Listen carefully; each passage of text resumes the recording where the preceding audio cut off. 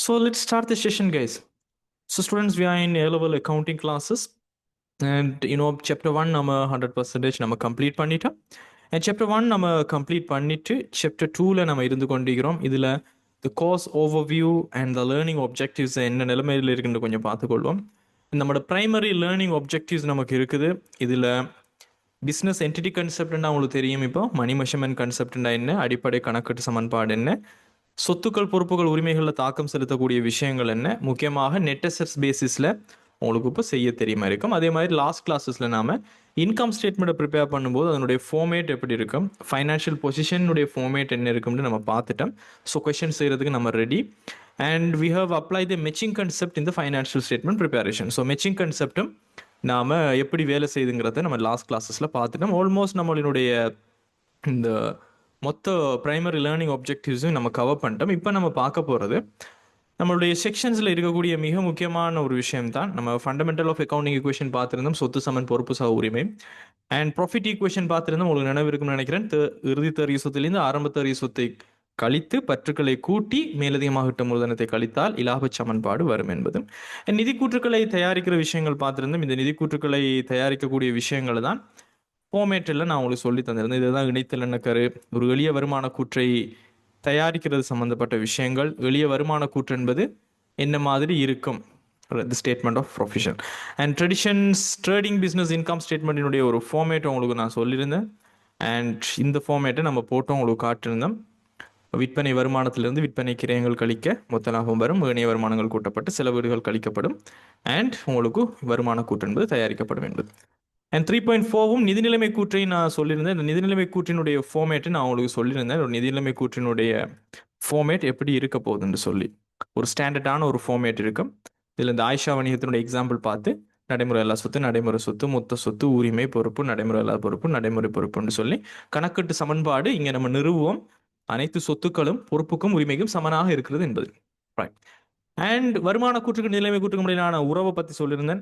வருமான கூற்றில் நம்ம பார்க்கக்கூடிய தேறிய லாபம் கணிக்கக்கூடியது உரிமையை கூட்டக்கூடிய ஒரு விஷயம், அது உரிமையின் கீழே காட்டப்படும் என்பது சம்பந்தமாகவும் நம்ம பார்த்துருந்தோம். And now in today's session, the fourth section, advanced applications and conclusions, மேம்பட்ட பயன்பாடுகளும் கணிப்பீடுகளும், கொஞ்சம் அட்வான்ஸான சில கல்குலேஷன்ஸ்களுக்கு நமக்கு தேவைப்படுற விஷயங்களை நம்ம பார்க்க போகிறோம். ஸோ கீ இன் ஃபார்முலா சம்மரி, நம்ம இது வரைக்கும் பார்த்த விஷயங்களுடைய ஃபார்முலாவினுடைய ஒரு சம்மரியை நான் உங்களுக்கு பண்ணி வச்சுக்கிறேன். கம்ப்ரஹென்சிவ் ப்ராஃபிட் ஈக்குவேஷன் உங்களுக்கு தெரியும். அடிப்படை கணக்கீட்டு சமன்பாடு என்பது சொத்து சமன் பொறுப்பு சக உரிமை அல்லது உரிமை சக பொறுப்புன்னு சொல்லுவோம். இதை நம்ம என்னது பேசிக் அக்கௌண்டிங் ஈக்குவேஷன் சொல்லுவோம். Asset is equal to equity plus லைபிலிட்டிஸாக இருக்கும். ஒரு நிறுவனத்தினுடைய சொத்துக்களானது பொறுப்புக்கும் உரிமைக்கும் சமனாக காணப்படும். அப்போ உரிமை சமன்பாட்டை நம்ம இதுல இருந்து எடுக்கலாம். என்ன, உரிமை சமன் சொத்திலிருந்து பிளஸ் லைபிலிட்டிஸ் மைனஸ் லைபிலிட்டியாக மாறும். எனவே தேறிய சொத்துக்கள், அதாவது உரிமை என்று சொல்லக்கூடியதனுடைய இன்னொரு பெயர் நாம தேறிய சொத்து அப்படின்னு சொல்லுவோம். உரிமை என்பது மொத்த சொத்துக்களிலிருந்து மொத்த பொறுப்புகளை கழித்ததன் பின்னர் வரக்கூடிய ஒரு விஷயத்தை தான் நம்ம நெட் அசெட்ஸ் அப்படின்னு சொல்றோம். ரைட். மொத்த சொத்துக்கள் இருந்து மொத்த பொறுப்புகள் கழிக்கப்படுவது தான் நெட் அசெட்ஸ். பொறுப்புகளை கொடுத்தது பிறகு வெளியால் இருக்கிறவங்களுக்கு உரிமையாளருக்கு என்ன மிஞ்சும் என்பதுதான் நெட் அசெட்ஸ்.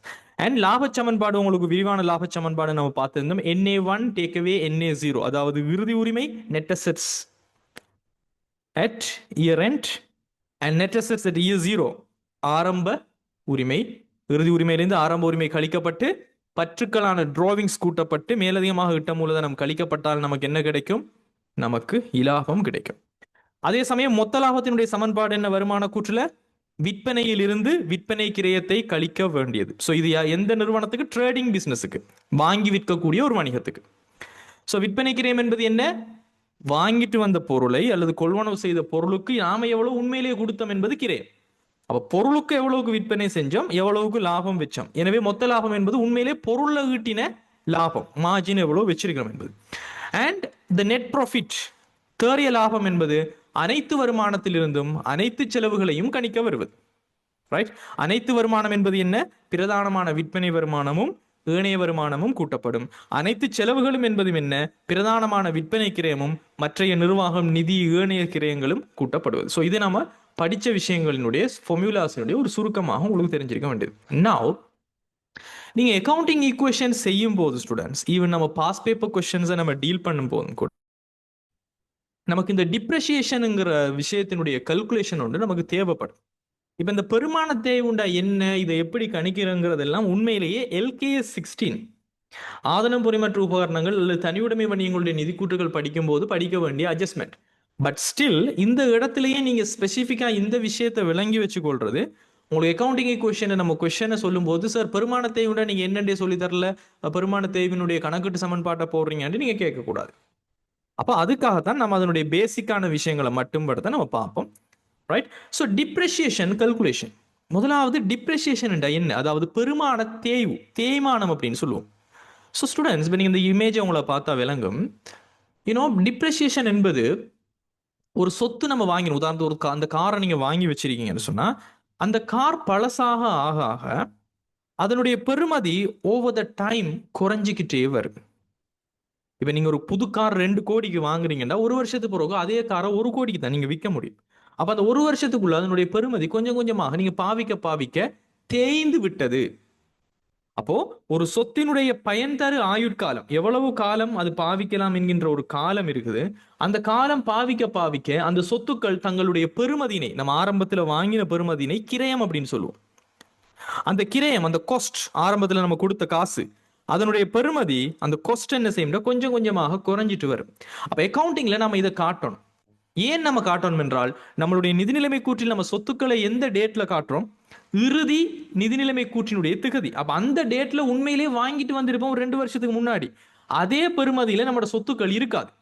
அப்போ தேய்வடைந்து மிச்சமுள்ள சொத்து எவ்வளவு இருக்குது என்பதனை காட்ட வேண்டும். அதுக்காக நம்ம கல்குலேஷன் பண்றதுதான் இந்த தேய்மானம் என்று சொல்லக்கூடிய ஒரு விஷயம். ரைட். அப்போ வணிகத்தினுடைய சொத்துக்கள் ஸ்டூடெண்ட்ஸ், நாட் ஓன்லி கார், காணியை தவிர, காணிக்கு நம்ம தேய்வு செய்ய முடியாது. பிகாஸ் காணி என்பது எல்லையற்ற ஆயுட்காலம். நீங்க இறந்து போவீங்க, அடுத்த ஜெனரேஷன் வரும், அடுத்த ஜெனரேஷன் வரும், 1000 வருஷம் ஆனாலும் நிலம் என்பது அப்படியே இருந்துகிட்டு தான் இருக்கும். அது வரையறையற்ற ஆயுட்காலம் இருப்பதன் காரணமாக, பயன்தர ஆயுட்காலம் எல்லையற்றது, அன்லிமிட்டெட் இருக்கிறதால, நிலத்தை தவிர மற்றைய நடைமுறை அல்லாத சொத்துக்களான கட்டடம், மோட்டார் வாகனம், தளபாடம், இயந்திரம், பொருத்துகள், எக்யூப்மெண்ட்ஸ், உபகரணங்கள் எல்லாத்துக்குமே இந்த தேய்வு என்பது பொருந்தும். ஆனால் நிலத்துக்கு பொறுத்தாது. பிகாஸ் நிலத்திற்கு ஒரு பயன் தர ஆயுட்காலத்தை நம்ம ஃபிக்ஸ் பண்ண முடியாது. மற்றபடி நம்மளோட தளபாடத்துக்கோ, நம்மளுடைய மோட்டார் வாகனத்துக்கோ, நம்மளுடைய உபகரணங்களுக்கோ, நம்மளுடைய தொழிற்சாலை கட்டடத்துக்கோ இவ்வளவு காலம் தான் இதுக்கு ஒரு ஆயுட்காலம் இருக்குது என்பதை நம்ம சொல்ல முடியும். எனவே ஸ்டூடெண்ட்ஸ், இதுதான் இந்த தேய்வுக்கான முதலாவது விஷயம். அப்போ வணிகத்தினுடைய சொத்துக்களை நீங்க பாவிக்க பாவிக்க அதனுடைய காலம் போக போக, ரைட், அதனுடைய பெறுமதியை இழக்கும். அந்த பெறுமதியை இழப்பதனை நம்ம பதிவு செய்யறதுக்கு பேரு தான் தேய்மானம், டிப்ரெஷியேஷன் அப்படின்னு சொல்லி நாம இங்கிலீஷ்ல சொல்லுவோம். இந்த தேய்மானத்தை ஸ்டூடெண்ட்ஸ் நிறைய மெத்தட்ஸ் இருக்குது. அதெல்லாம் நம்ம LK 16 ஆதன பொறிமற்ற உபகரணம்னு சொல்லி ஒரு தனிய கணக்கீட்டு நியமங்கள் படிக்ககளை பார்ப்போம். இப்போதைக்கு உங்களுக்கு தேவை ஸ்ட்ரைட் லைன் மெத்தட் என்று சொல்லக்கூடிய ஒரு மெத்தட். நேர்கோட்டு அடிப்படையில நாம இந்த சொத்துக்களினுடைய தேய்வுகளை நாம பதிவு செய்வோம். அது என்னது நேர்கோட்டு அடிப்படை என்றால், ஒவ்வொரு வருஷமும் இப்ப நீங்க பாத்தீங்கன்னா ஸ்டூடெண்ட், ஒரு நேர்கோடாக இருக்கும். இப்ப அந்த சொத்துக்கள், அசட்டினுடைய வேல்யூ, சொத்தினுடைய பெறுமதி என்பது ஒரு நேர்கோடாக குறைந்து கொண்டு வரும். அப்படின்னா என்ன அர்த்தம், ஒவ்வொரு வருஷமும் ஒரு குறிப்பிட்ட தொகையாக, சமமான தொகையாக அதனுடைய பெறுமதி குறைந்து குறைந்து கொண்டு வரும். So equal depreciation expense each year. ஒவ்வொரு வருஷமும் 1 லட்சமா, 1 லட்சம் ஒரு வருஷம், 2வது வருஷம் தளபாடத்தினுடைய தேய்வு 1 லட்சம், 3வது வருஷம் தேய்வு ஒரு 10 வருஷம்னா 10 வருஷத்துக்குமே ஒரே தொகையால அந்த சொத்து தேய்வடைந்து கொண்டு வருவதுதான் நேர்கோட்டு முறைங்கிறதுக்கான காரணம். Straight line method. இதெல்லாம் உங்களுக்கு எப்படி சொல்லி தந்தாங்கன்னு எனக்கு என்ன தெரியல. ஸோ சிம்பிளா புரிஞ்சுக்கொள்ளுங்க. நேர்கோட்டு முறையிலான தேய்மானம் என்றால் சொத்துக்களுடைய பெறுமதி ஒவ்வொரு வருஷமும் அதே தொகையினால் குறையும். அந்த சொத்துக்களுடைய பெறுமதி குறைவதை நீங்க பாத்தீங்கன்னா ஒரு நேர்கோடாக அது காணப்படும். அதனாலதான் இது நேர்கோட்டு முறைன்னு சொல்ல போறோம். ஸோ இதுல ஸ்டூடெண்ட்ஸ், ஆண்டு தேய்மானம் எப்படி நம்ம கல்குலேஷன் பண்ணுவோம், annual depreciation. ஒரு வருஷத்துக்கு ஒரு சொத்தினை நீங்க பயன்படுத்துறீங்கன்னா அந்த சொத்து எவ்வளவு தேய்வடைந்து இருக்கிறது என்பதனை நம்ம எப்படி பார்ப்போம்னு சொன்னா, annual depreciation. கிரயம், கிரயம் என்றால் எவ்வளவு தொகைக்கு நீங்க அந்த சொத்தினை வாங்கிட்டு வந்தீங்க. அதே மாதிரி நிறுவனத்துக்கு ஒரு கொள்கை இருக்கும். ஓகே, தளபாடங்கள் 10% ஒரு வருஷத்துக்கு தேய்வடையும், மோட்டார் வாகனங்கள் 20% தேய்வடையும் சொல்லி ஒரு வீதம் வச்சிருப்பாங்க. ஒரு வருஷத்துக்கு இவ்வளவுக்கு பெறுமதி இழக்கப்படும். ஸோ கிரயத்தினை அதனுடைய தேய்மான வீதம் உங்களுக்கு கொஸ்டின்ல தரப்படும். அதனால நீங்க பெருக்கி விட்டீங்கன்னு சொன்னா உங்களுக்கு ஒரு வருஷத்துக்கு எவ்வளவு தேய்மானம் இடம்பெற்றிருக்கிறது உங்களுக்கு தெரியும். For an example I will tell you one example here. இந்த தேய்வுக்கு ஒரு உதாரணம் சொல்லுவோம். நீங்க ஒரு கம்ப்யூட்டர் வாங்குறீங்க, ரைட்? ஒரு கணனி நீங்க வாங்குறீங்கன்னு வச்சுக்கோங்களேன். ஒரு கணனி கொள்வனவு செய்றீங்க, ரைட்? கம்ப்யூட்டர் வாங்கும்போது அதனுடைய கிரயம், கிரயம் என்றால் கொஸ்ட்னு சொல்லுவோம். அதனுடைய கிரயம் உங்களுக்கு ஒரு 2,40,000 ரூபாய் கொஸ்ட் ஆனிச்சுன்னு வைங்களேன். ஒரு M2 மேக்புக் கம்ப்யூட்டர் ஒன்று வாங்குறீங்க. அதே சமயம் அதனுடைய பெருமான தேய்வு வீதம், பெருமான தேய்வு வீதமாக நீங்க ஒரு கம்ப்யூட்டருக்கு ஃபிக்ஸ் பண்றீங்க 10% ஒரு வருடத்திற்கு அப்படின்னு நீங்க ஃபிக்ஸ் பண்றீங்கன்னு வைங்க, அனு. இப்போ இதனுடைய அர்த்தம் என்ன ஸ்டூடெண்ட்ஸ்? இதனுடைய அர்த்தம் என்ன? ஒவ்வொரு வருஷமும் 2,40,000 இருந்து 10% பெருமதி, அதாவது 2,40,000 10% எப்படி பாடுவோம்? ஒரு ஜீரோவை கட் பண்ணுங்க, 24,000 ரூபாய். 24,000 ரூபாய் ஒவ்வொரு வருஷமும் தேய்வடையும். அப்ப நான் உங்கள்ட்ட ஒரு ஸ்மார்ட்டா ஒரு கொஸ்டின் கேட்கிறேன். 10% ஒரு வருஷத்துக்கு என்றால் அதனுடைய பயன் தரு ஆயுட்காலம் உண்மையிலேயே எவ்வளவாக நம்ம மறைமுகமாக நம்ம சொல்றோம்? இந்த கம்ப்யூட்டர் எங்களுக்கு பயன் தரப்போகுது உண்டு, நீங்க எவ்வளவு காலத்துக்கு நீங்க எஸ்டிமேட் பண்றீங்க? 10%. I need answer from all the people. 10% ஒரு வருஷத்துக்கு தேய்வடைஞ்சும்டா எவ்வளவு காலத்துக்கு பயன்படுத்த எதிர்பார்க்குறீங்க? ஹுதா சொல்றாங்க 10 வருஷம். அஸ்மா 2 இயர்ஸ். ஐ ஷூர் 2 இயர்ஸ் எப்படிமா வரும்? என்ன கல்குலேஷன் போடுறீங்க? ஹசானி 4 வருஷம். ஓகே. அல்தாஃப், முகமது, முஹீத், திலாரா எல்லாம் 10 வருஷம். ஹாலித் 10 வருஷம் சொல்றீங்க. கேஷனி 12 மாசம் சொல்றீங்க, ரைட்? எஸ், ரேட் வந்து காஸ்ட் எல்லாமே உங்களுக்கு எக்ஸாம் பேப்பர்ல தருவாங்க உஷா. மை டியர்ஸ், 10% என்பது என்ன ஸ்டூடெண்ட்ஸ்? 10% என்பது நீங்க பெர்சன்டேஜ்ல இருந்து ஆயுட்காலத்தை எப்படி மாத்தலாம்? பெர்சன்டேஜ் என்னதுக்கு பாக்குறது? நம்ம 100% பார்ப்போம். அப்ப சொத்தினுடைய முழு ஆயுட்காலமும் 100%, ரைட்? 10% இது ஒவ்வொரு வருஷம் தேவைப்பட போகுதுண்டா எப்படி நம்ம இதை காண முடியும்? எத்தனை வருடங்கள் என்பது 100% 10% பிரிச்சு விட்டீங்கன்னா எவ்வளவு வரப்போ ஸ்டூடெண்ட்ஸ்? 10 வருஷம் தானே. 10, 20, 30, 40, 50, 60, 70, 80, 90, 100. அப்ப 10 வருஷம் ஆகும்போது என்ன செய்ய போகுது? 100% இந்த சொத்து தேய்வடைந்து விடும். முதலாவது வருஷம் 24,000, இரண்டாவது வருஷம் 24,000, 10 வருஷம் வரப்போது. 10 வருஷம் முடியக்குள்ள சொத்தினுடைய பெறுமதி 0. அப்ப 10% என்பது எவ்வளவு ஆயுட்காலத்தை சொல்றோம்? 10 வருடங்களை நாம சொல்றோம். இப்ப நான் உங்கள்ட்ட ஒரு உதாரணம் கேட்கிறேன். 20% ஒரு வருஷத்துக்கு ஒரு சொத்து தேய்வடைய போகிறது என்றால் அதனுடைய ஆயுட்காலத்தை மறைமுகமாக நம்ம எவ்வளவு காலத்துக்கு சொல்றோம் எனக்கு சொல்லுங்க பாப்போம். ஒரு வருஷத்துக்கு 20% தேவைப்பட போது என்றால் அதனுடைய பயன் தர ஆயுட்காலமாக நம்ம எவ்வளவு கன்சிடர் பண்றோம்? I need answer. 100 20 பிரிங்க. 20, 40, 60, 80, 100. 5 வருஷம் தான் அதனுடைய ஆயுட்காலம் என்பதுதான் அதனுடைய அர்த்தம் ஸ்டூடெண்ட்ஸ். 5 இயர்ஸ், 5 ஆண்டுகள் தான் அதனுடைய பயன் தர ஆயுட்காலம்.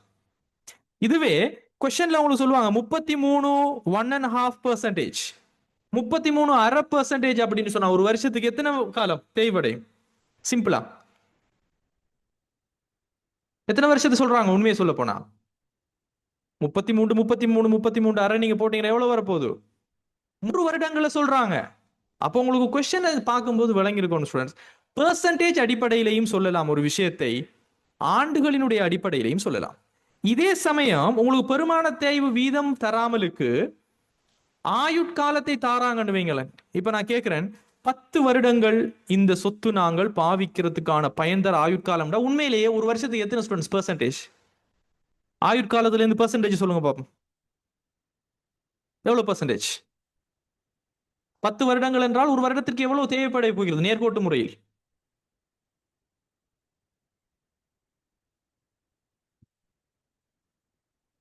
எவ்வளவு தேவைப்பட போகிறது? Simple students. 10 வருஷம்டா, மறுபடியும் நான் சொல்றேன், ரைட்? 10 வருடங்கள் என்பது நீங்க 10 வருஷம் பாவிக்க போறீங்கடா. இங்க பாருங்க, 10% என்றால் அது 10 வருடங்கள் என்றால் 10 வருடங்கள் என்றால் என்னவாக காணப்பட போகிறது? அது 10 தடவை நாம தேய்வு செய்ய போறோம். அப்போ ஒவ்வொரு தடவை செய்யும் போதும் என்ன செய்யப்படும்? 10% இல்லாம போகும். எனவே 10% அர்த்தம். அதுவே 5 வருடங்கள் என்றால் என்ன அர்த்தம்? 5 வருடங்கள் என்றால் 5 தடவைகள்ல 100% முடிச்சிடணும். 10% 10 தடவையில நம்ம 100% முடிச்சிடணும். 5 வருடங்கள்டா 5 தடவையில நம்ம 100% முடிக்கணும்னா 20 40 60 80 100 தான் போக முடியும். Right? So you must understand the difference. Right? ஆயுட்காலத்தை வச்சு நாம எப்படி பெர்சன்டேஜுக்கு சொல்லலாம், பெர்சன்டேஜை வச்சு எப்படி ஆயுட்காலத்தில் சொல்லலாம். ஸோ ரெண்டுமே ஒரே விஷயத்தை வித்தியாசமான மெத்தட்ல சொல்றது தான் அதனுடைய அர்த்தம். It's very simple. ரைட்? இப்போ நாம நம்மளுடைய எக்ஸாம்பிளுக்கு நம்ம வருவோம். இந்த பெருமான தேய்வு வீதம், ரைட், இந்த சொத்து உதாரணத்தை நம்ம எடுப்போம். Let's delete other things. உங்களுக்கு தாராங்க 2,40,000 ரூபாய் கிரயம், ஒரு வருஷத்துக்கு 10% தேய்வடை போகுது. உங்கள்ட்ட கேள்வி, ஆண்டுக்கான தேய்வு என்னன்னு கேட்டால், ஒரு வருடம் ஆண்டுக்கான தேய்வு என்பது ஸ்டூடெண்ட்ஸ் என்ன? 12 மாதங்கள். 12 மாதங்களுக்கான தேய்வு, ஒரு மாசத்துக்கான தேய்வு இல்லை. ஒரு வருஷம் பாவிச்சிருக்கிறோம். ஒரு வருஷம் பாவிச்சிருந்தால் எவ்வளவு தேய்வாக இருக்கும்? ஒரு வருஷத்துக்கு 10% தேய்வுண்டா எவ்வளவு students? In simply students, screen எல்லாருக்குமே தெரியுது தானே? ஹிஷாம் ஸ்கிரீன் தெரியலங்கிறார். Screen is visible for everyone, right?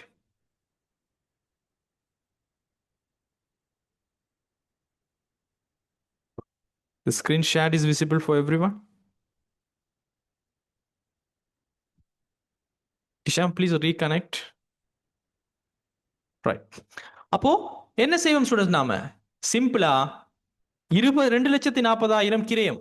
Right? நம்மளுடைய ஃபார்முலாவை போடுங்க. கிரயம் தர வீதம். ஸோ 2,40,000 ரூபாய் சொத்தினுடைய கிரயமாக இருக்க போகிறது. 10% நீங்க பாருங்க. 10% என்பது 2,40,000 ஒரு ஜீரோவை நீங்க கட் பண்ணி விட்டீங்கன்னா 24,000 வரப்போகிறது. 24,000 ஒரு ஆண்டுக்கான தேய்வு. ஆண்டுக்கான தேய்வு. ரைட்? இப்ப நான் உங்கள்ட்ட இதே கேட்கிறேன், ஆண்டுக்கான தேய்வு தராமலுக்கு கிரயம் 2,40,000 தந்துட்டு பெருமான தேய்வு வீதம் 10% தந்துட்டு உங்கள்ட்ட கேள்வி வருகிறது, மாதத்துக்கான தேய்வு, ஒரு மாதத்துக்கான தேய்வு என்னன்னு கேட்டால் என்ன சொல்லுவீங்க? Very simple. ஒரு வருஷத்துக்கு 24,000, ஆண்டுக்கான தேய்வு 24,000, ஒரு வருடத்தில் 12 மாதங்கள் இருக்க போகிறது. எனவே 24,000 12ஆக பிரிச்சா எவ்வளவு வரப்போகிறது? 2,000 ரூபாய் வரப்போகிறது. என்ன? 2,000 ரூபாய் மாதத்துக்கான தேய்வு. வருஷத்துக்கு 12 தர 2 24,000 ரூபாய் வரப்போகிறது. அப்போ உங்களுக்கு தேய்வை சரியாக கணிக்க தெரியும். இதனுடைய அர்த்தம் என்ன ஸ்டூடெண்ட்ஸ்? இந்த 2,40,000 ரூபாய் சொத்தானது ஒவ்வொரு மாதங்களும் எவ்வளவு தொகையினை இழக்கும்? இந்த 2,40,000 ரூபாய் பெறுமதியான சொத்தானது ஒவ்வொரு மாதங்களும் 2,000 ரூபாய் பெறுமதியை இழக்கும். அதே சமயம் நம்ம வேறு விதமா சொல்ல போனால், இந்த 2,40,000 ரூபாய் சொத்தானது வருஷத்துக்கு 24,000 இழந்து 10 வருடங்கள் ஆகும் போது ஜீரோவாகி விடும். ரைட்? அதனுடைய பெறுமதி இல்லாமல் போய்விடும். Very simple approach. அதே சமயம் இப்போ இந்த 2,000 அல்லது இந்த 24,000 ஒரு வருஷத்துக்கு எவ்வளவு தேய்வடைந்தது என்பது ஆண்டுக்கான தேய்வாக நம்ம பார்க்கிறோம். ரைட்? உங்களுக்கு அது விளங்கிடுச்சு. இப்போ இந்த 24,000 என்பது வருஷத்துக்கான தேய்வு. எப்பயுமே நம்ம வருமான கூட்டுல நம்ம என்ன செய்வோம்? ஆண்டுக்கான தேய்வை நம்ம எவ்வளவு காலம் பாவிச்சோமோ அவ்வளவுக்கான தேய்வை தான் நம்ம கல்குலேஷன் பண்ணுவோம். ரைட்? ஏன்னா நமக்கு தெரியும் வருமானங்கள் செலவீடுகளோடு ஒப்பீடு செய்யப்பட வேண்டும். இப்போ நான் உங்கள்ட்ட ஒரு கொஸ்டின் கேட்கிறேன் ஸ்டூடெண்ட், உங்களுக்கு மேலதிகமாக தரப்படுகிறது, இந்த கணனியானது உங்களுடைய கணக்காண்டு ஸ்டார்ட் ஆகுது 1/4/2026 வச்சுக்கோங்களேன். ரைட்? இது உங்களுடைய கணக்காண்டு ஆரம்பம். இது உங்களுடைய கணக்காண்டு ஆரம்பமாக இருக்கிறது. பட் இந்த கணனி கொள்வனவு செய்யப்பட்டது. ரைட்? இந்த கணனி கொள்வனவு செய்யப்பட்ட டேட்டை நாம எடுப்போம். நீங்க செப்டம்பர் 1/2026 வாங்கியிருக்கீங்கன்னு வைங்க. So September, October, November, December, ஜனவரி, பிப்ரவரி, மார்ச், எத்தனை மாசங்கள் பாவிச்சிருக்கீங்க? ஸோ 3 மாதங்கள் தான் நீங்க பாவிச்சிருக்கீங்க. சாரி, 7 மாதங்கள் பாவிச்சிருக்கீங்க.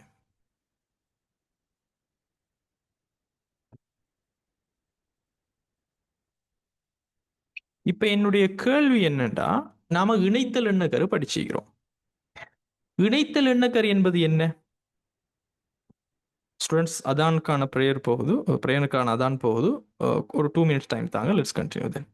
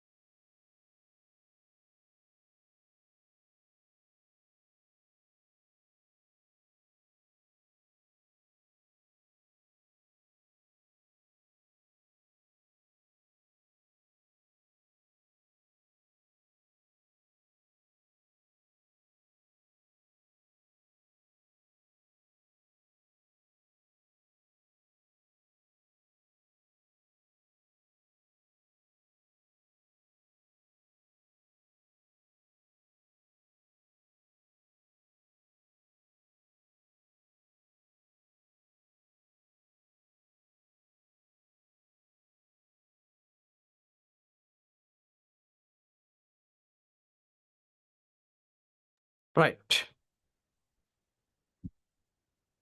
ஸோ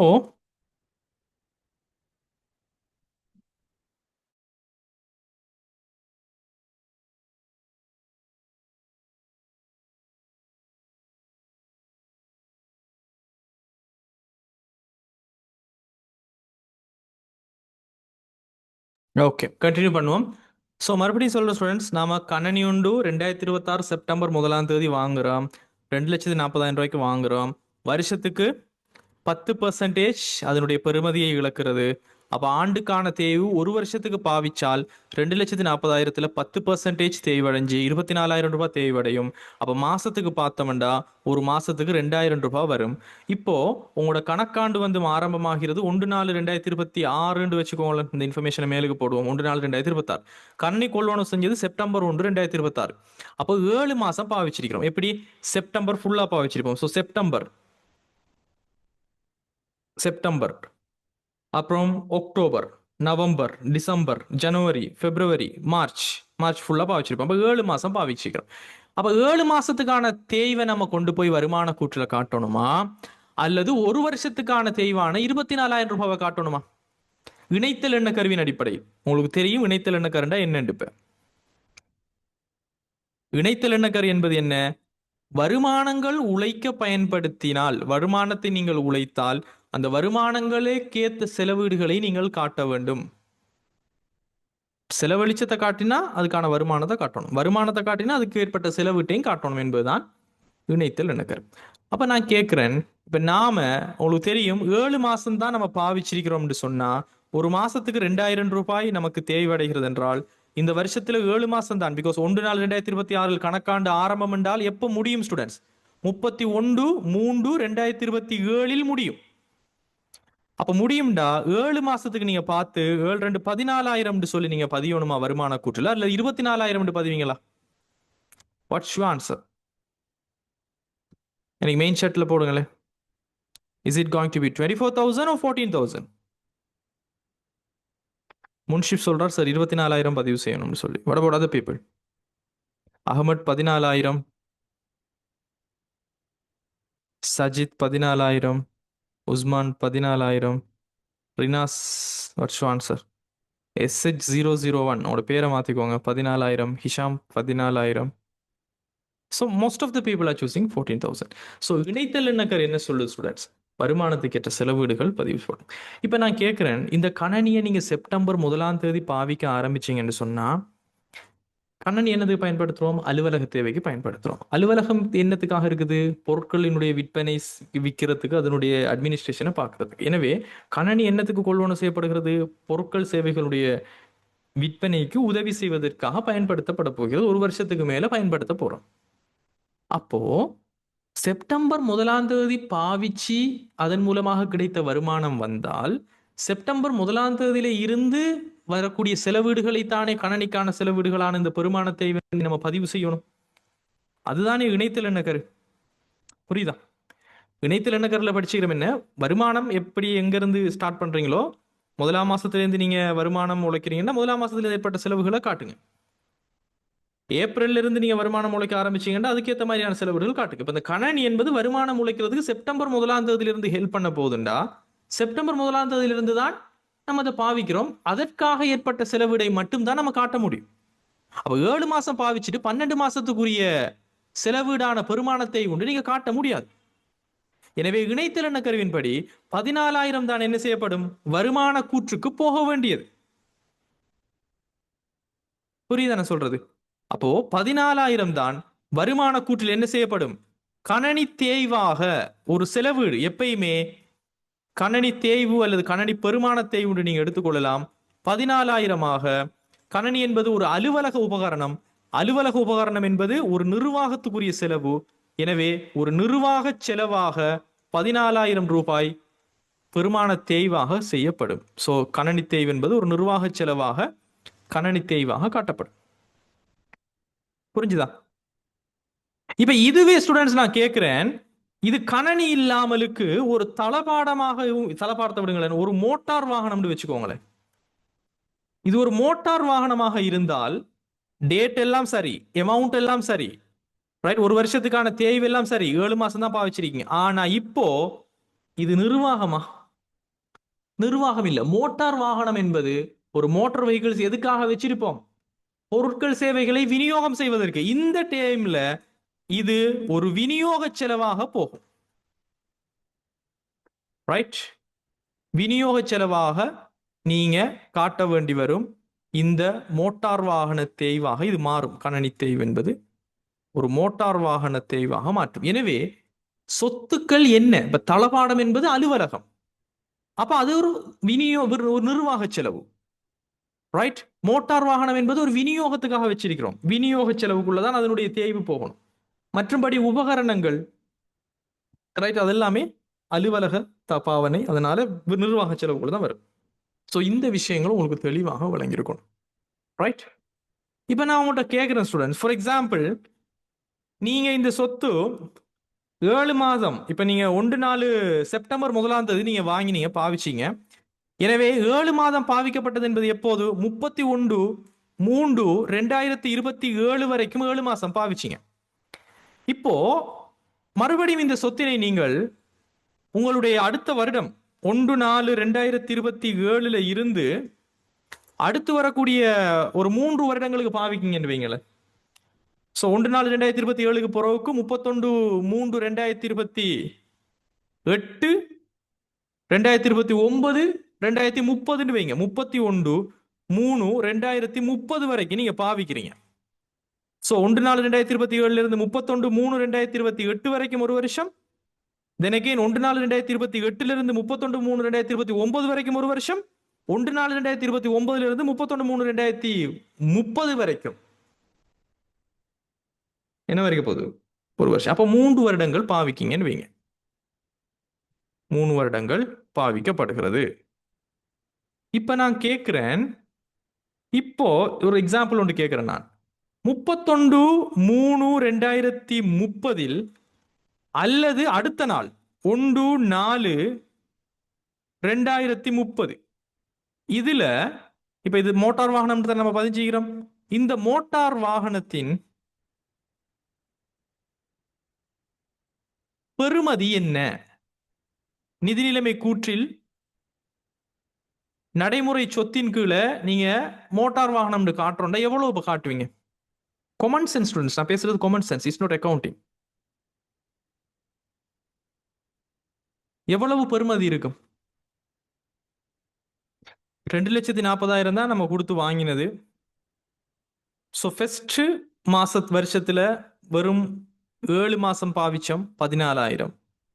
தென் அகெயின் மற்ற வருடங்கள் எல்லாத்துலேயுமே முழுக்க 3 வருஷமும் இருந்திருக்குது சொத்து, பாவிச்சிக்கிறோம். அப்ப எவ்வளவு வரப்போகிறது? இது எப்படி நம்ம கல்குலேஷன் பண்ணலாம்? சிம்பிளா ஸ்டூடெண்ட்ஸ், உங்களுடைய மோட்டார் வாகனத்தினுடைய கிரயமானது, அதாவது வாங்கிட்டு வந்த பெறுமதி 2,40,000. இப்போ ஒரு முக்கியமான ஒரு வேர்டை நான் அறிமுகப்படுத்த போகின்றேன், திரண்ட தேய்வு, அக்யூமுலேட்டட் டிப்ரிசியேஷன் சொல்லக்கூடியது. அதாவது சொத்து ஒன்று வாங்கப்பட்ட தினத்திலிருந்து இப்போ நீங்க எந்த திகதியில அந்த சொத்தினுடைய பெறுமதியை கணிக்க போகின்றீர்களோ அல்லது நிதி நிலைமை கூற்ற பார்க்க போறீங்களோ அந்த திகதி வரைக்கும் தேய்ந்த தேய்வை திரண்ட தேய்வுன்னு சொல்லுவோம். அப்படின்னு சொன்னா இந்த சொத்து வாங்கினது 1/2026 செப்டம்பர் 1 இருந்தால், அதாவது முதலாம் திகதி செப்டம்பர் மாசம் 9 2026 இருந்து இப்போது நமக்கு தேவைப்படுகின்ற 31/3/2030 வரைக்கும் எவ்வளவு தேய்வடைந்து இருக்கும் என்பதனை நம்ம திரண்ட தேய்வு என்று சொல்லுவோம். எப்படி ஸ்டூடெண்ட் திரண்ட தேய்வு? ஃபர்ஸ்ட் 1/9/2026 இருந்து செப்டம்பர், அக்டோபர், நவம்பர், டிசம்பர், ஜனவரி, பிப்ரவரி, மார்ச், எப்போது 31/3/2027 வரைக்கும் எவ்வளவு தேய்வடைஞ்சிருந்துச்சு? ரைட், 14,000 ரூபாய் தேய்வடைந்து இருந்தது. அதோட இப்போ அதுக்கு பிறகுக்கு 1/4/2030 1/4/2027 இருந்து 31/3/2030 வரைக்கும் 3 வருஷம் பாவிக்கப்பட்டிருக்குதுண்டா ஒரு வருஷத்துக்கான தேய்வு என்னன்னு படிச்சுக்கிறோம்? 24,000 பாத்திக்கிறோம். பிகாஸ் 2,40,000 10% வருஷத்துக்கு 12 மாசத்துக்கு 24,000. 24,000 தர 3 வருடங்கள் என்றால் 72,000. அப்ப இதுவும் சேர்ந்து தேய்வடைஞ்சிருக்கும். அப்ப மொத்தமாக எவ்வளவு ஸ்டூடெண்ட்ஸ் தேய்வடைஞ்சிருக்குது? 14,000 பிளஸ் 72,000 பார்க்கும்போது 86,000 ரூபாய் மொத்தமாக இதுவரைக்கும் தேய்வடைந்திருக்கிறது. கரெக்டா நான் சொல்றது? அப்போ 86,000 தான் இதுக்கு பேரு திரண்ட தேய்வு என்று சொல்லுவோம். எனவே ஸ்டூடெண்ட்ஸ், இந்த திரண்ட தேய்வு என்பது கழிக்கப்பட்டு இந்த தினம் 31/3/2030 வரைக்குமான திரண்ட தேய்வு என்பது கழிக்கப்பட்டதன் பின்னர் வரக்கூடியதுக்கு பேரு தேறிய பெறுமதி அல்லது முன்கொண்டு வரப்பட்ட பெறுமதி, கேரியிங் வேல்யூன்னு சொல்லுவோம். முன்கொண்டு வரப்பட்ட பெறுமதி சிவி, கேரியிங் வேல்யூன்னு சொல்லுவோம். So we will mention a name called carrying value, CV. இது எவ்வளவு வரைக்கும் போகுது? 2,40,000 இருந்து மொத்தமாக இதுவரைக்கும் 86,000 ரூபாயோட சொத்து 31/3/2030 வரைக்குமே தேய்வடைந்து விட்டதென்றால் எவ்வளவு ஸ்டூடெண்ட்ஸ் ஆன்சர்? 2,40,000 இருந்து how much the answer? 2,40,000 இருந்து 86,000 போனிச்சு என்று சொன்னா what's the answer? 154, right? It's going to be 154,000. Correcta?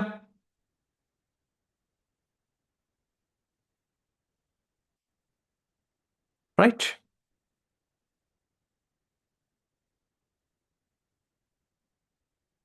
No mistakes, right? Everything is correct, right? எல்லாரும் இதை ஏற்றுக்கொள்றீங்களா? விளங்கிடுச்சா சொன்னது ஸ்டூடெண்ட்ஸ்? விளங்கிடுச்சா? அப்ப சிம்பிளா என்ன நடக்குது ஸ்டூடெண்ட்ஸ்? ஃபர்ஸ்ட் 7 மாசமும் 14,000 போச்சுது, அப்புறம் 86,000 போச்சுது. அப்ப மொத்தமாக நம்மளை விட்டு போனது இது வரைக்குமே, ரைட்? சாரி, ஃபர்ஸ்ட் 14,000, அதுக்கு பிறகு 72,000 போச்சுது, 86,000 போனுச்சு. அப்ப 2,40,000 இருந்து 86,000 போனா 1,54,000. முதல்ல இந்த விஷயம் நான் சொன்னது உங்களுக்கு புரிஞ்சுதா புரியலையா? Shall I get yes or no quickly please from all the people?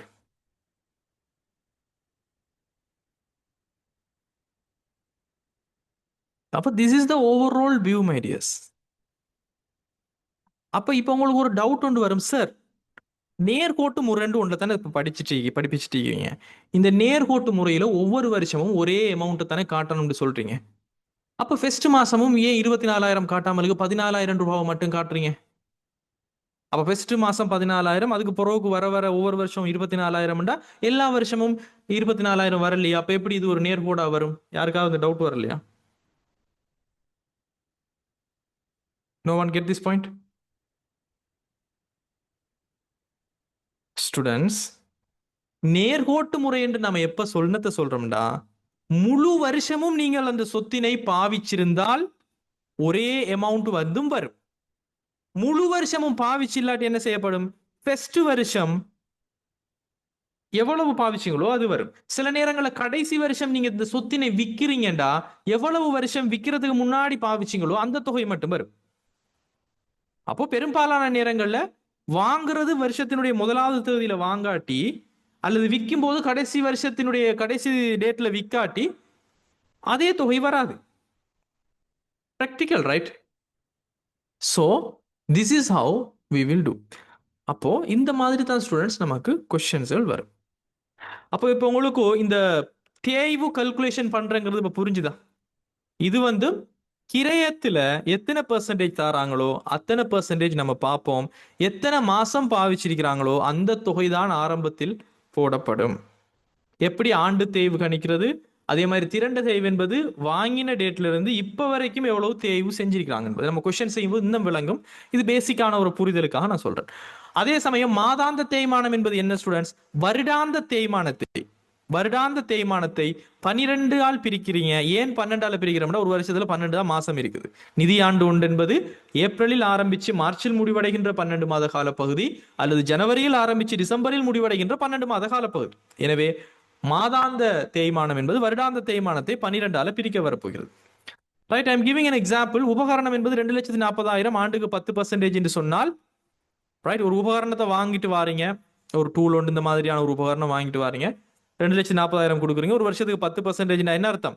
இதனுடைய ஆண்டு தேய்வு என்பது 2,40,000க்கு 10% பாருங்க, ஒரு 0 வெட்டி விடுங்க, எவ்வளவு வரப்போகிறது? 2,40,000க்கு 10% கல்குலேஷன் போட்டீங்கன்னா 24,000 வரும். மாதாந்த தேய்மானம் எப்படி பார்ப்பீங்க? 24,000த்தை 12ஆ பிரிப்பீங்க, 2,000 ரூபா வரும். வாங்கிட்டு வந்த டேட்ல இருந்து ஒரு 5 மாசம் தான் பாவிச்சிங்கன்னா 5ஆல பிரிக்க விடுவீங்க. Very simple. இப்போ உங்களுக்கு பேசிக் வந்து உங்களுக்கு புரிஞ்சிருக்கும்னு நினைக்கிறேன். இப்போ ஸ்டூடெண்ட்ஸ், நான் உங்களுக்கு இதோட சேர்த்து I am going to test you with one example. இப்போ இந்த பெருமான தேய்வு என்பது உங்களுக்கு வந்து விட்டது. மோட்டார் வாகன தேய்வு 14,000 என்று வந்தால் இந்த மோட்டார் வாகன தேய்வை நம்ம 2 விதமாக நம்ம அனலைஸ் பண்ணலாம். இந்த மோட்டார் வாகன தேய்வு என்பது ஒரு செலவீடு, நிறுவனத்துக்கான செலவீடு. அப்போ ஒரு வருஷத்துக்கு இந்த 14,000 ரூபாய் இந்த வாங்கிட்டு வந்த டேட்ல அதிகரிக்குது என்றால் செலவீடு புதிதாக அதிகரிக்குது என்று அர்த்தம். செலவீடு அதிகரித்தால் லாபம் என்ன செய்யும் ஸ்டூடெண்ட்ஸ்? இலாபம் குறைவடையுது என்று அர்த்தம். லாபம் குறைவடைந்தால் என்ன செய்யுது என்று அர்த்தம்? உரிமை குறைவடையுது என்று அர்த்தம். டிரெக்டாவே நமக்கு தெரியும், செலவீடு அதிகரித்தால் லாபம் குறைவடையும் என்று அர்த்தம். அப்போ இந்த மோட்டார் வாகன தேய்வு என்பது ஒரு செலவீடு. அதே சமயம் இது என்ன செய்யும்? நிறுவனத்தினுடைய சொத்தினுடைய பெறுமதியையும் குறைத்து விடும். உங்களுடைய மோட்டார் வாகனம் என்கின்ற ஒரு சொத்து இருக்கிறது. எனவே அந்த மோட்டார் வாகனம் என்கின்ற சொத்தினுடைய பெறுமதி குறைவடைகிறது. எவ்வளவால? 14,000 ரூபாவால. சோ இங்க செலவீடு அதிகரித்தல், சொத்து குறைவடைதல் என்பது தாக்கமாக இருக்க போகிறது. ஐ ஹோப் சோ பேசிக்கான விஷயங்கள் உங்களுக்கு புரிஞ்சிருக்கும் நினைக்கிறேன். ஸோ இது வந்து தேய்மானம் சம்பந்தமாக உங்களுக்கு பேசிக்காக இருக்க வேண்டிய ஒரு knowledge. And let's do some interest calculations. வட்டி சம்பந்தப்பட்ட சில கணிப்பீடுகளை பத்தி பார்ப்போம். ரைட், இப்போ வட்டி சம்பந்தமாக நம்ம சில இதெல்லாம் நம்ம டீப்பா படிப்போம் ஸ்டூடெண்ட்ஸ். பட் பேசிக் நாலேஜுக்கு கணக்குகள் சில அக்கௌண்டிங் ஈக்குவேஷன் செய்யும் போது எப்படி சார் வட்டியை கல்குலேஷன் பண்றதுலாம் கேட்கக்கூடாதுங்கிறதுக்காக நான் சொல்றேன். ஃபார் எக்ஸாம்பிள், இன்ட்ரெஸ்ட் கல்குலேஷன் என்பது என்னன்னா, முதல்ல வட்டி என்றால் என்னன்னா 2 விதமான வட்டிகளையும். ஒன்று, நீங்க கடன் எடுத்திருந்தீங்கன்னா நீங்க வட்டி கொடுக்கணும், அல்லது நீங்க கடனை கொடுத்திருந்தீங்கன்னா உங்களுக்கு வட்டி கிடைக்கும். நீங்க வட்டி கொடுக்குறீங்கன்னா அது வட்டி செலவு, நிதி செலவுன்னு சொல்லுவோம். நீங்க கடனுக்கு கொடுத்து வட்டி வாங்குறீங்கன்னா அது வட்டி வருமானம், ரைட், ஏனைய வருமானமாக காட்டப்பட வேண்டியது. அப்ப சிம்பிளான ஒரு இன்ட்ரெஸ்ட் ஃபார்முலா என்னன்னா, இன்ட்ரெஸ்ட் வட்டி என்பது principal into rate into time. அப்படின்னா எவ்வளவு கடன் கொடுத்தீங்க. இப்போ ஒரு வட்டி வந்து நீங்க கடன் எடுத்திருக்கீங்க அல்லது கடன் கொடுத்துருக்கீங்க. பிரின்சிபல் அமௌண்ட்னா நீங்க கடனா கொடுத்த தொகை அல்லது கடனா வாங்கின தொகை முதல். தென் எவ்வளவு வட்டி கொடுக்குறீங்க அல்லது வட்டி வாங்குறீங்க, எவ்வளவு காலம், எத்தனை மாசம்னு சொன்னா நீங்க நம்ம இது பார்த்த மாதிரி தான், மோட்டார் வாகனம் வாங்கின மாதிரி தளபாடம் செப்டம்பர் 1ஆம் தேதி நீங்க கடன் எடுக்கிறீங்கன்னா நீங்க வட்டி கொடுக்க வேண்டியது 7 மாசத்துக்கு தான், அந்த வருஷத்துக்கு. அப்ப டைம், ரைட். இப்ப பாருங்க, பேங்க் லோன் எடுக்கிறீங்க 3 லட்சம், 12% ஒரு வருஷத்துக்கு, ரைட். 9 மாசம் வந்து நீங்க 9 மாசம் தான் நீங்க எடுத்துறீங்க. செப்டம்பர், நோ ஐ திங்க் 9 மாசம் வந்து வட்டி கொடுக்கணும்டா. எப்படி கால்குலேஷன் பண்றது. So let's see that simple interest formula வந்து வட்டி முதல் லைனை எவ்வளவு வீதம் நம்ம வட்டி கொடுக்க போறோம் அல்லது எடுக்க போறோம், எவ்வளவு காலத்துக்கு நம்ம கொடுக்க போறோம். உதாரணமா பாருங்க, வங்கி கடன் ரூபாய் 3,00,000, ஆண்டுக்கு 12% வட்டி, 9 மாசம் நீங்க இந்த வருஷம் ஆகுது கடன் எடுத்து. அப்ப என்ன செய்வீங்க, 3,00,000 ரூபாய் முதல் 12% ஒரு வருஷம். அப்ப 3,00,000 நீங்க 12% பெருக்கினா வரக்கூடிய ஆன்சர் ஒரு வருஷத்துக்கு நீங்க கொடுக்க வேண்டிய வட்டி வரும். தென் ஆனா 9 மாசத்துக்கு தான் நீங்க வட்டி கொடுக்கணும். எனவே 9/12, அப்ப 27,000 ரூபாய் உங்களுக்கான ஆண்டுக்கான வட்டி செலவாக வரும். Very simple, right? Very simple. அப்ப நீங்க 27,000 ரூபாய் வட்டி செலவாக நீங்க கொடுக்கணும். இப்ப நான் ஒரு கொஸ்டின் கேட்கிறேன் students, let me explain this. நீங்க எப்பயுமே வட்டியை தனியா கடனை தனியா நீங்க கொடுப்பீங்களா? ரைட். இப்போ நம்ம கல்குலேஷன் பண்ணுறது வட்டி, இதோட சேர்த்து இந்த கடனுக்கான ஒரு தொகையை நீங்கள் கொடுப்பீங்க. வட்டியும் கடனுக்கான தொகையும் சேர்த்து தான் ஒவ்வொரு தரமும் நம்ம இன்ஸ்டால்மெண்ட்டாக பேமெண்ட் பண்ணும். ரைட். ஸோ இதெல்லாம் நம்ம பற்றி பார்ப்போம். இப்போதைக்கு உங்களுக்கு இந்த எப்படி வட்டி கல்குலேஷன் பண்ணுவோம், தேய்மானம் மாதிரி தான். அதே மாதிரி டிஸ்கவுண்ட், கழிவீடுகள் என்று சொல்லக்கூடிய ஒரு விஷயம் இருக்குது. இதுவும் நம்ம டீப்பாக ஒவ்வொரு சாப்டர் வரும்போது நம்ம படிப்போம். பட் இப்போதைக்கு உங்களுக்கு ஒரு நாலேஜுக்காக நான் சொல்கிறேன் ஸ்டூடெண்ட்ஸ். கழிவீட்டில் ஸ்டூடெண்ட்ஸ் 2 விதமான கழிவீடுகள் இருக்குது. இது வியாபார கழிவுன்னு சொல்லியும் காசு கழிவுன்னு சொல்லியும் 2 விதமான கழிவீடுகள் இருக்குது. ரைட். ஸோ இந்த வியாபார கழிவுக்கு அக்கவுண்டிங்ல எந்த ஒரு பதிவும் இல்லை.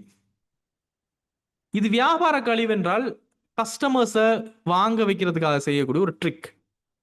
அதாவது பட்டியல் விலை ரூபாய் 2,00,000 சொன்னா 10% வியாபார கழிவுன்னு சொல்லுவாங்க. உதாரணத்துக்கு நீங்க ஒரு கடைக்கு போறீங்க, ஒரு ட்ரெஸ் கடைக்கு போறீங்க, அவங்க போட்டிக்கிறாங்க 10% டிஸ்கவுண்ட் அப்படின்னு சொல்லுவாங்க. அப்போ அந்த டிஸ்கவுண்ட் என்னன்னு சொன்னா, உங்களுக்கு போட்ட விலையிலிருந்து உங்களுக்கு இன்வாய்ஸ் பண்ணுகின்ற அமௌண்ட்ல இருந்து 10% கழிச்சிட்டு தாராங்கன்னு சொன்னா, உதாரணத்துக்கு 2,00,000 ரூபாய் லிஸ்ட் பண்ணிக்கிற பிரைஸ், அதுல 10% வியாபார கழிவுனா 2,00,000 10% எவ்வளவு வரப்போகுது, 20,000 வரப்போகுது. 1,80,000 ரூபாய்க்கு தான் உங்களுக்கு கடைசியில போட்டோம், உங்களுக்கு இன்வாய்ஸ்ல போடுறாங்கண்டா, பட்டியல் பண்ணியிருக்கக்கூடிய விலையிலிருந்து கழிக்கப்படுகின்ற கழிவு வியாபார கழிவு. ரைட். 2,00,000ல 10% போனுச்சுன்னு சொன்னா 1,80,000 ரூபாய் வரப்போகுது. இந்த வியாபார கழிவுக்கு ஸ்டூடெண்ட்ஸ் அக்கவுண்டிங்ல பதிவில்லை. இது ஜஸ்ட் ஒரு விற்பனையை அதிகரிக்கிறதுக்கான ஒரு வேலை. நீங்க உண்மையிலே 1,80,000 ரூபாய் கொடுத்து தான் கொள்வனவு செய்யறீங்கன்னா அதுதான் உங்களுடைய கொள்வனவு பெறுமதி. விற்பனை செய்யறவங்களுக்கு உண்மையிலே 1,80,000 ரூபாய் தான் விற்பனை பெறுமதி. அப்ப வியாபார கழிவுக்கு என்பதுக்கு அக்கவுண்டிங்ல நாம எதுவுமே செய்யறது கிடையாது. இது வந்து கஸ்டமர்ஸுக்கு நீங்க எவ்வளவுக்கு வாங்குறீங்க என்ற அடிப்படையில் கொடுக்கக்கூடிய ஒரு பிசினஸ் டிரான்சாக்ஷன் தான். ரைட். இதுக்கு வந்து நாம அக்கவுண்டிங்ல எந்த ஒரு பதிவும் பதிய மாட்டோம்.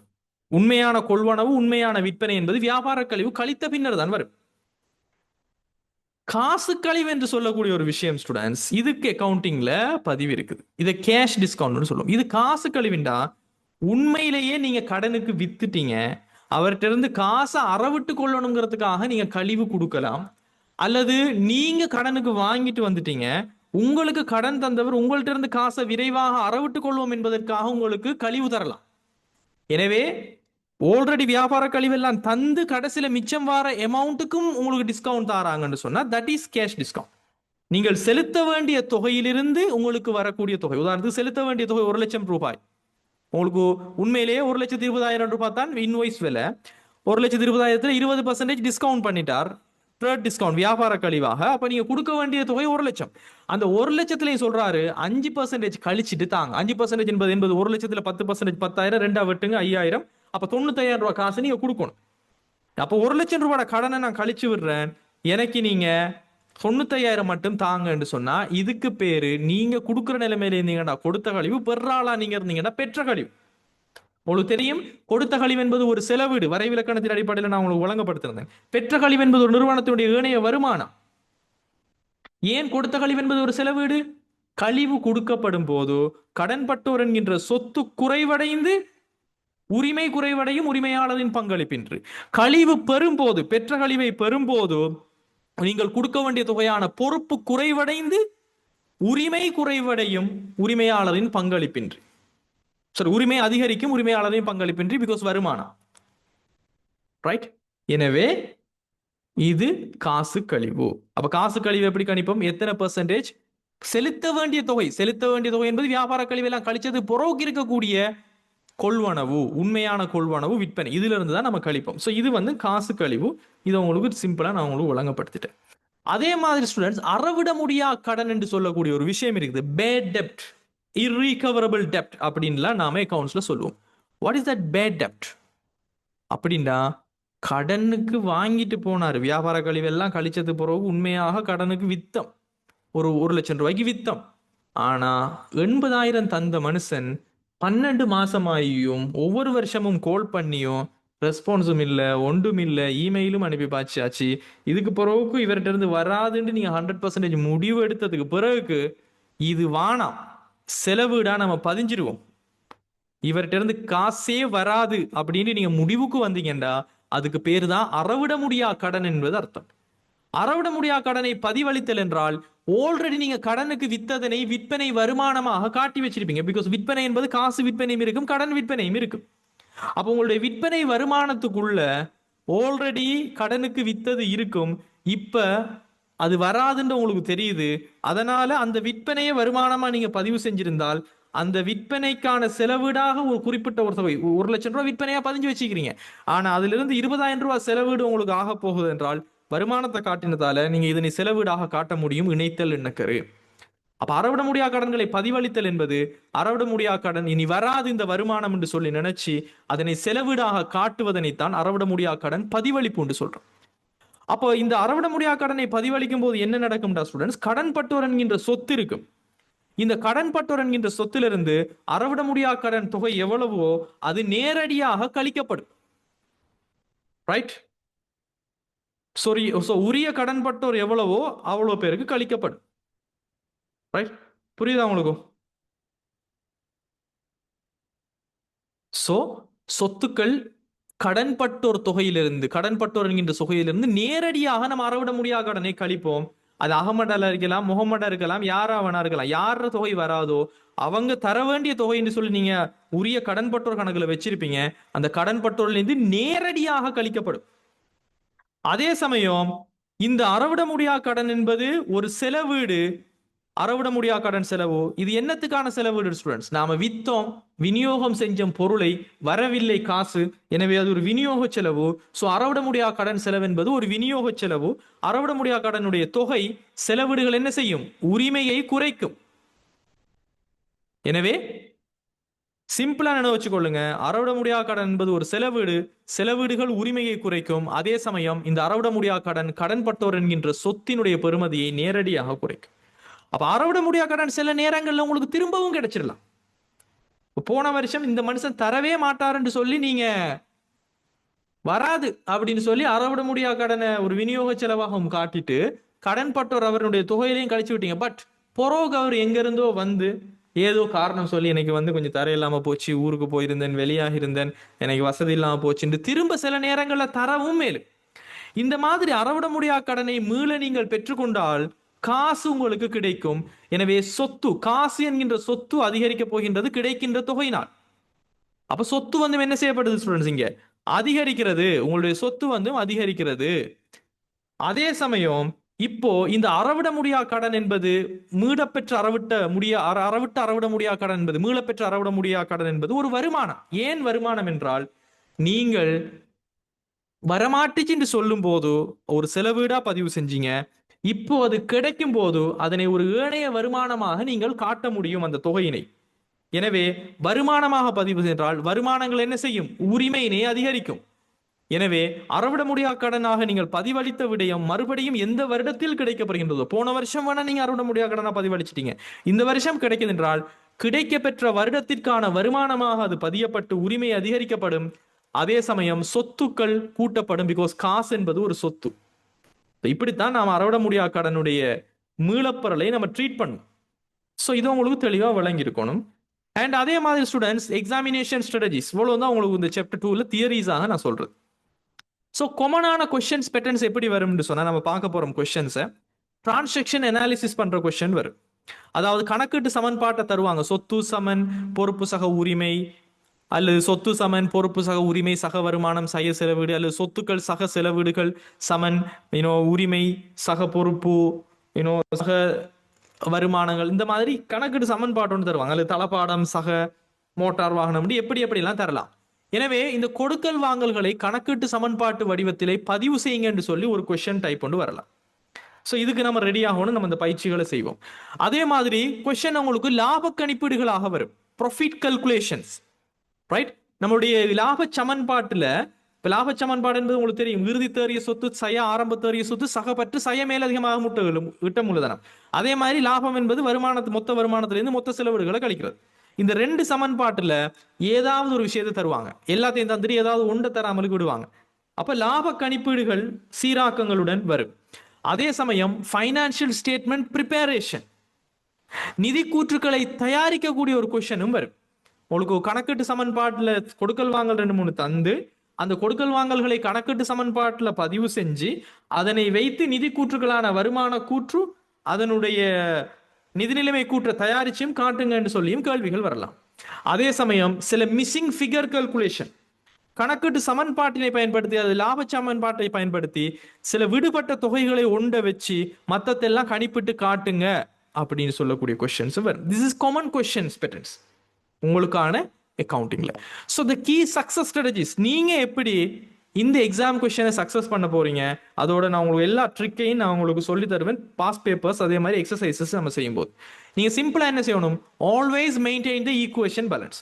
எப்பயுமே நீங்க சொத்து சமன் பொறுப்பு சக உரிமை என்பதனை ஒவ்வொரு கொடுக்கல் வாங்கல்களை பதியும் போதும் நீங்கள் அவதானித்துக் கொள்ள வேண்டும், நம்மளுடைய சொத்தும் சமன் பொறுப்பு சக உரிமைக்கு சமனாக இருக்கிறதா என்பது.